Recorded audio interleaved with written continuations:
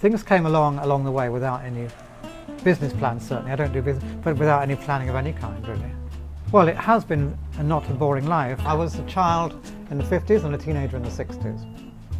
And it was like swinging London. I wasn't in London, but I was desperate to be in London. I was on the Isle of Wight, beautiful place, and you don't appreciate where you grow up sometimes. And I couldn't wait to be 18 to go to art college, which I did in 1969. So I was at school, a great school, just a grammar school, co-ed grammar school, and we dressed up. I used to take my girlfriend to jumble sales. Jumble sales where they sell like rummage sale or like a car boot sale, and charity shops were just opening. And we used to go there every like Saturday and buy fabulous 30s dresses which we should never have cut up. So we'd cut up things on the afternoon and make them on my mother's sewing machine, and then we'd wear them to a disco in the evening. Very mild disco, not like a disco, not like a rave. You know, we had Top of the Pops, we had people on Top of the Pops who were dancing these great it was all like the 60s. It was fabulous. And so I thought, well, this is interesting. I had a cousin who I went to stay with in London, and he was making clothes for himself. And I thought, I didn't know boys could make clothes.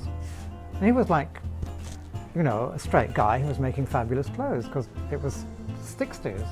He made this wonderful like jacket which was lime green corduroy, elephant cord with big brass buttons on it.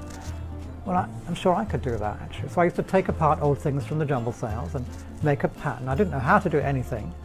And I thought, well, this is maybe like there's a career. I don't know. We didn't have careers advice that included fashion design at school. It was all like, you know, I don't know what it was actually. I didn't go, but listen very much. But so I decided I wanted to be a fashion designer, which was like unusual on the Isle of Wight actually. And I went to a very good art school at Brighton for a year to do what we call an art school foundation where you study everything. I had no idea what to do. They said, oh, well, you want to do fashion at Kingston. I had never heard of Kingston. I thought it was in Jamaica, actually. But actually, it's a fabulous art school. So they said, go to Kingston, and I did. And then I went to do my master's at the Royal College of Art in London. At that time, I think, in the 70s, it was the only college in the world doing a master's in fashion design. I'd specialised in hats. I had a lot of millinery. So I did that thing. I'd have my own hat label in London. I did a lot of teaching, part-time teaching, to keep things together. I did a lot of hats for films and TV because nobody was doing hats, not as much as they are now. So I started working with people like the Monty Python group. They were doing a lot of movies at that time. It was late 70s, early 80s. Terry Gilliam was the guy I probably met because he was like very keen on the costumes. Everything had to look really dirty, really old, really kind of, we did Life of Brian, we did whatever.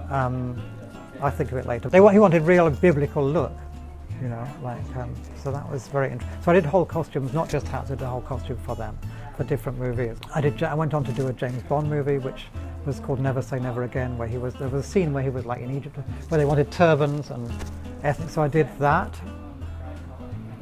I don't know how I did that, but it was, if a costume designer says, oh, he can do that, they'll send you to another movie or something. I mean, it's kind of like that. Then I went into interior design for fashion companies, anything to do with textiles, so I did a little bit of interior design. And then I started to travel in Asia in the 70s, went to Hong Kong, saw all this like manufacturing going on, and eventually I did a certain amount of work as a design consultant in Manila and places where we had like big factories. You could say sweatshops, we don't like to use that word, but so I became like a commercial fashion consultant designer in this and that, the other place. Traveling a little bit, working, based in England, teaching a lot, teaching in Malaysia, teaching in Finland, teaching in Hong Kong a little bit. And it was great being with students the whole time because they have stupid ideas, they have great ideas too actually. I ended up working with a conservation architect in Malaysia and doing sketches and doing interiors for beautiful old mansions, for example, that they were turning into a homestay that otherwise were going to be bulldozed for car parks, and that was really, really interesting. And that took me up to 2000 when I joined VSO as a full-time volunteer. Fashion came from the 60s.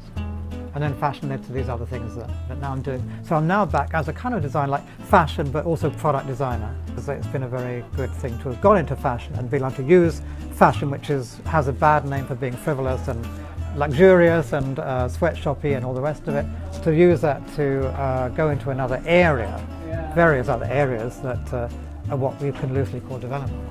I don't, feel that I give thanks enough to whoever because I am very fortunate. And you forget, your day-to-day, we're very busy, you're day-to-day doing stuff the whole time, so you don't think, wow, I'm so lucky. You don't sit down and think, wow, I'm so lucky. But I should do more often, I think that. I feel if I stopped, I might look back too much. It's too, I've done all those things, I don't want to go back to them, thinking that was the great time in my life, because if you're lucky, the great time in your life is right now.